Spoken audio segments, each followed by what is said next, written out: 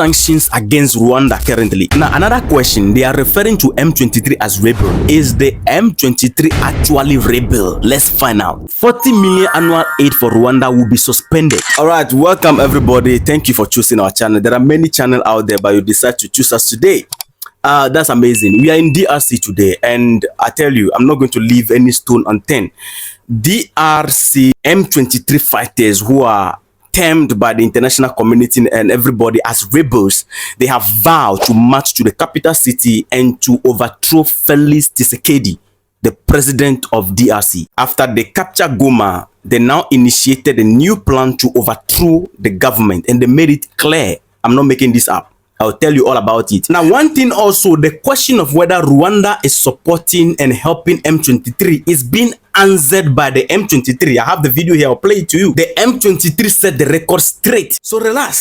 Another problem also is that Rwanda and South Africa engage in conflict conversation. They are almost ready to fight. Rwanda made it clear that if it comes to some extent, they are ready to engage in battle against South Africa if necessary. Many of us are wondering on the continent why the African Union, which is AU, is nowhere to be found in this conversation. Well, the secret is being exposed. I will tell you why. I'm going to play 3 short clips, one from Pokagami, one from Julius Malema, one from M23 soldiers who capture France soldiers, the peacekeepers, the foreign soldiers. They capture them and they pass a simple but very powerful message to these French soldiers. So this video comprises 2 things. We'll go through the update shortly, and then we add some short analysis with these videos, and you will have a perfect understanding, perfect clue of what exactly is happening in the DRC. Because I'm trying to protect this our page also, I will not go deep into it, but I know you Pan-Africans are smart enough to understand and get a picture clearly. So quickly, let me take you through what is going on. Now, the M23 led by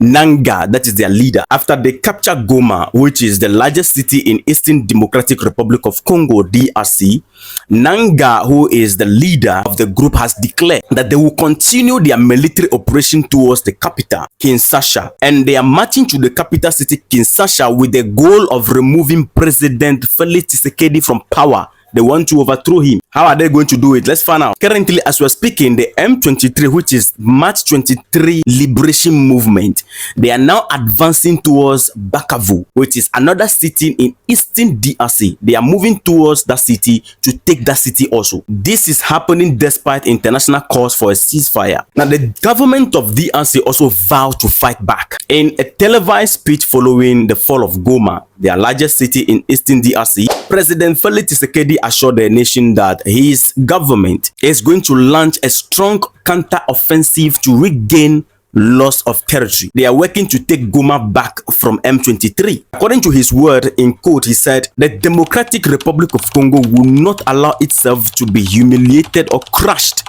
We will fight and will triumph." Now, this ongoing conflict has already displaced around 500,000 people, according to the United Nations. On Tuesday, 28th of 2025, Nangaa, who is the leader of M23, announced that they are now in full control of Goma's administration, and they promised the people of Goma to restore services such as electricity and water. These services which have been cut off during the time they were fighting to take over the region, they will make sure that they restore the services back to the people. And something interesting, in some of the videos, the M23 are being hailed by the people of Goma. On the street, they are hailing them. They are happy that the M23 came to take the city from this government. Then the leader of the group, M23, is saying that they are practically in control of the full administration of Goma. And according to his word in quotes, he said, "We will continue the march of liberation all the way to Kinshasa." I think I need to make some video to explain this M23 rebel, how they emerge.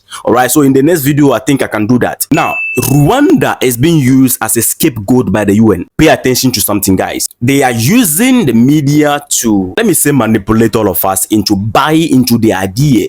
The goal is to force the entire region into conflict. But this will only happen if you believe their narrative like we always do. Rwanda is constantly being accused of supporting M23 groups. Now, the people who are accusing Rwanda, the international community who are accusing Rwanda, these people cannot be trusted. I'll tell you why. Despite Rwanda's denial of direct military involvement, many international organizations and countries have criticized it. Take note of something. The UN have been there in DRC since they have failed to stop M23's advancement. Several peacekeepers from different countries have been unalive in the combat. South Africa troops have suffered the most casualty, losing 13 soldiers. Now let's look at the rising tension between Rwanda and South Africa. The situation has now worsened diplomatic tension between Rwanda and South Africa. Seriously, South Africa President Cyril Ramaphosa recently blamed M23 and Rwanda forces for attacking and unaliving South African soldiers. You see where the conversation is now going now. Paul Kagame responded with a strong-worded statement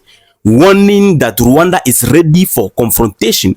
Now, he said in his word, he said, if South Africa prefer confrontation, Rwanda would deal with the matter in that context any day. This is what Paul Kagame, the president of Rwanda, is saying. Now, there is international reactions and sanctions against Rwanda currently. Several global powers have condemned Rwanda's alleged support for M23. Mind you, the media who are pointing all of us to Rwanda, these people have been misleading us for decades in regard to issues like this. Don't forget, I'll tell you, the UN, European Union, and the US have called for Rwanda forces to leave. Guys, something is not right. These people don't have any concrete evidence that Rwanda is backing M23. I blame Rwanda because some of the minerals from DRC are passing through Rwanda. Paul Kagame himself said it. But the way all of them are championing this whole thing towards Rwanda, they are playing game and fooling all of us.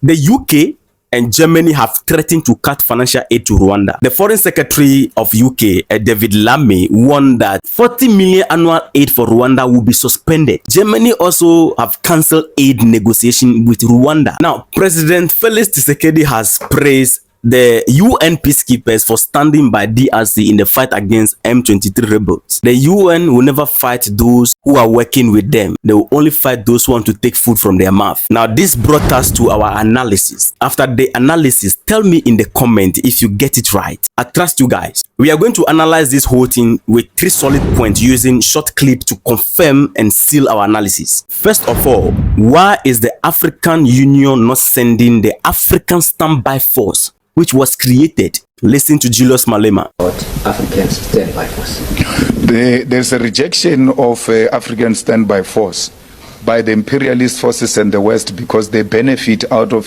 the instability of DRC and Africa in particular. If there is any country that was messed up right from the beginning, was DRC. They have been destabilizing that country for many years because they want those minerals. You see, Julius Malema is giving us a clue. So the international community is rejecting the enforcement of the African Standby Force because they are benefiting from what is going on there.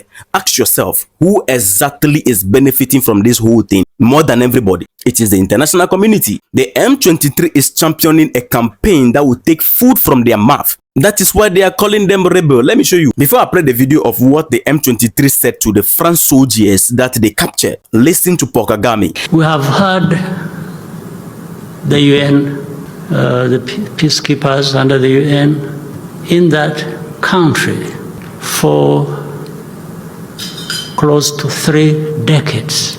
The continued presence for 3 decades, when they went there to address problems, means there are still problems to address, or that actually the first problems to address were not addressed.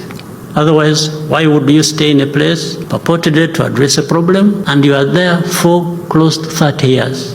Normally you would come in, maybe it takes you 5 years, maybe it takes you 10, and you would exit because you would have addressed the problem that brought you. So this is clear. The way the United Nations together with the United States are accusing Rwanda is very alarming, because we know if 2 people are fighting and these guys said, look, this is the enemy, look elsewhere, because they always point to the wrong person. They have been there in Congo, DRC, close to 30 years, as Paul Kagame said, and have never been able to resolve the problem. Now they are trying to involve Rwanda, adding Museveni, and now South Africa is involved. If care is not taken and we continue to buy into their propaganda, they will fall all of us into hating Museveni, Paul Kagame for what they themselves are behind. And eventually the entire region will fall. Paul Kagame made it clear that they are using him as excuse to maintain their presence in DRC, and I believe that. Listen to this. That also shows, or maybe proof, This will prove why Rwanda has to carry the burden of this problem. It is a way of escaping responsibility. That's the shortest, easiest answer when people ask, why have you been there for this time and you still want to be there? It means you didn't address the problem. So the easiest answer is no. But Rwanda keeps being part of the problem. Now, when the M23 was asked by journalists, is Rwanda helping you? Listen to what they said. They made it clear that they are fighting a good cause for their people, their family, and Rwanda is not backing them. Listen to them. If Rwanda wasn't supporting you, could you have taken Goma? Could you have taken Goma without... That is not true, my sister. So Rwanda nous hasn't sommes been... une armée du Congolais. Nous sommes des Congolais. Nous nous battons pour une cause juste et noble. Nous sommes des Congolais. Nous ne sommes pas aidés par les Rwandais. Congolese, but Rwanda's been helping you. No, let's stop that.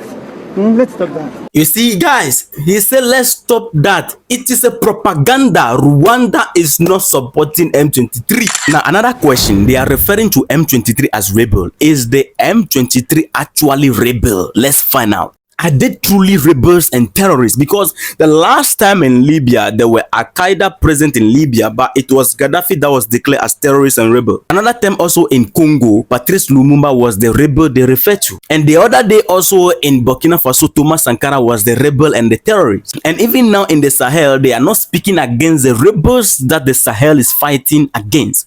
They are rather declaring Ibrahim Traore and the rest of their leaders as rebels and terrorists. Guys, let's rethink. These guys are playing us. Now, listen to what the M23 told these foreign soldiers. Vous cherchez l'argent. You're fighting for the money. You're fighting for our life. You heard the statement? He told the foreign peacekeepers, you are fighting for your money, we are fighting for our lives. See, I will not go deep into this, but let me know your thoughts in the comments.